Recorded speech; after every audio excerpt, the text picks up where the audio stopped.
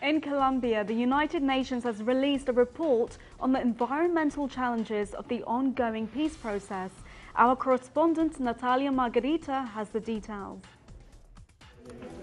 For the UN Humanitarian Coordinator for Colombia, Fabrizio Hochschild, a great paradox of armed conflict is that by preventing access to remote areas, it is ironically protecting the environment. However, international experience in Angola, Democratic Republic of Congo, and Guatemala have shown that once a war-torn country steps into a post-conflict period, environmental protection becomes a major challenge. And that's the case in Colombia. The conflict is in some of the most environmentally important areas.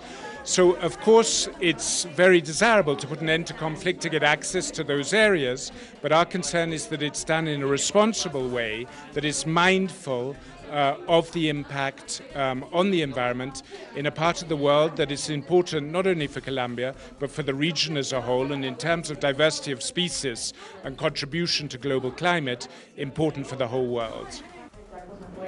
The implementation of a peace accord in Colombia would imply infrastructure development, introduction of new markets, expansion of agriculture, removal of mines and substitution of illegal crops. The UN report expressed concerns over the environmental impact and offered some recommendations. Before building new roads to access those areas, they have to say, well, what's going to be the environmental impact?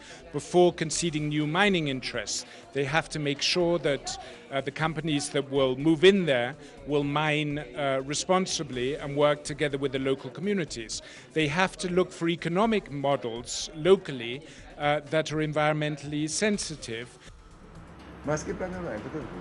Colombia's former Minister of Environment, Manuel Rodriguez, also agrees that the environmental issue is a huge challenge that needs to be addressed within the framework of proper land distribution. En Colombia, si no se le da Many countries that have also faced post-conflict periods did not resolve their agrarian conflicts. So, if Colombia does not give proper land access to the people that need it, and if these lands are not distributed within agricultural borders, farm workers might end up deforesting marginalized lands for survival purposes. The same applies to people who will dispose their arms eventually.